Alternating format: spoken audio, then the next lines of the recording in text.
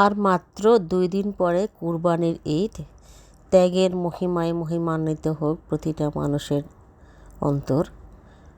কুরবানির গরু কুরবানি করার পরে একটা সুনির্দিষ্ট জায়গায় কুরবানি করতে হবে এবং সেখানে যতটুকু সম্ভব পরিষ্কার পরিচ্ছন্ন রাখতে হবে। কুরবানি শেষ হবার পরে আপনার কুরবানির গরুর যত বজ্র আছে সব আপনার মাটি গর্ত করে এক জায়গাতে পুঁতে রাখবেন। আর একটা সময় আমরা গরুর ভুঁড়িটা রাস্তাঘাটে অনেক পড়ে থাকতে দেখেছি, কোনো একটা সময়ের কথা সেটা। এখন কিন্তু গরুর ভুঁড়িটা আর সেভাবে পড়ে থাকে না, কাক পক্ষীতে খায় না, আগে খাইতো, এখন মানুষে খায়। তাই বলছি গরুর ভুঁড়িটা, যে পুকুরে আপনি গোসল করেন, যে পুকুরে আপনার বাচ্চা গোসল করে, সেই পুকুরে গরুর ভুঁড়িটা পরিষ্কার না করলেই ভালো হয়। গরুর ভুঁড়িটা দূরে একটা জায়গায় নিয়ে সেটা পরিষ্কার করে সেখানে আপনি বালতিতে করে পানি নিয়ে পরিষ্কার করে সেই গর্তের মধ্যে ময়লাটা ফেলে আপনি সেখানে মাটি দিয়ে চাপা দিয়ে রাখবেন। চেষ্টা করবেন যেন কোনো লোক চলাচল করে বা মানুষজন কাপড় চোপড় ধোয় কোনো দিঘি বা কোনো সাজানো গোছানো পুকুরে যেন আপনি গরুর ভুঁড়িটা পরিষ্কার না করেন। এতে করে পানি দূষণ হবে এবং পরিবেশ নষ্ট হবে। আর যেখানে সেখানে কুরবানি করবেন না, কুরবানি একটা সুনির্দিষ্ট জায়গায় করবেন এবং কুরবানি করার পরে ময়লাগুলো দ্রুত সেখান থেকে সরিয়ে ফেলবেন। আর কুরবানির গোশত যে নিয়মে আমরা ছোটোবেলা থেকে দেখে আসছি যে মাংসটা 3 ভাগে ভাগ করা হয়, 1 ভাগ সমাজে যায়, আর 1 ভাগ আত্মীয় স্বজনে যায়, বা আরেক ভাগ নিজে খেতে হয়।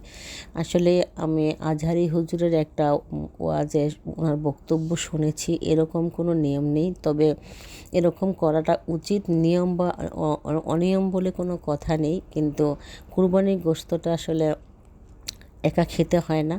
আপনার সমাজের মানুষ, আপনার আত্মীয় স্বজনের হতদরিদ্র মানুষ যারা কুরবানি দিতে পারে নাই, তাদের কথা ভাবতে হবে। কুরবানিটা হচ্ছে ত্যাগের বিষয়। যাই হোক, আপনারা হয়তো আমার থেকে বেশি ভালো বোঝেন, তাও একটুখানি বললাম। এবার আমি কি রান্না করতেছি সেটা দেখতে পাচ্ছেন নিশ্চয়ই।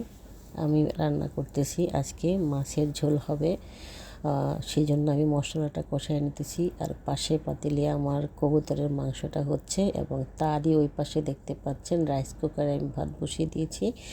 আমি আসলে রান্নাবান্না সব ইলেকট্রিক মেশিন দিয়ে করে থাকি। এটা ইন্ডাকশান ওভেন এবং ওইটা হচ্ছে রাইস কুকার। আমি প্রায় 18 বছর ধরেই ইন্ডাকশান ওভেন এবং রাইস কুকারে রান্না করি। আমার অবশ্য গ্যাসের বোতল আছে, যখন বিদ্যুৎ থাকে না আমি প্রয়োজনীয় রান্নাটা গ্যাসের বোতলে সেরে নিই। আর এভাবেই আমি চলছি সবসময়। ভিডিওগুলো সামনে আসলে সুন্দর সুন্দর কমেন্টস করে দিবেন, যেভাবে আমি আপনাদের ভিডিওতে সবসময় কমেন্টস করে থাকি। সবার ঈদ সুন্দর মতো কাটুক। বৃষ্টি বাদলের দিন কুরবানি কোথায় করবেন সেই জায়গাটা আগেই নির্দিষ্ট করে রাখবেন, কারণ যে কোনো সময় বৃষ্টি চলে আসতেছে। ত্রিপাল অথবা যে কোনো ছাতার নিচে বা যে কোনো পরিত্যক্ত বাড়ি বা ঘরের মধ্যে ব্যবস্থা করতে পারেন, যাতে করে বৃষ্টি আসলেও আপনাদের কোনো কাজে ব্যাঘাত না ঘটে। সবাই ভালো থাকবেন, আর ভিডিওটা কেমন হয়েছে জানাবেন। আর ভিডিওটা ভালো লাগলে সুন্দর একটা গঠনমূলক কমেন্ট দেবেন। ধন্যবাদ।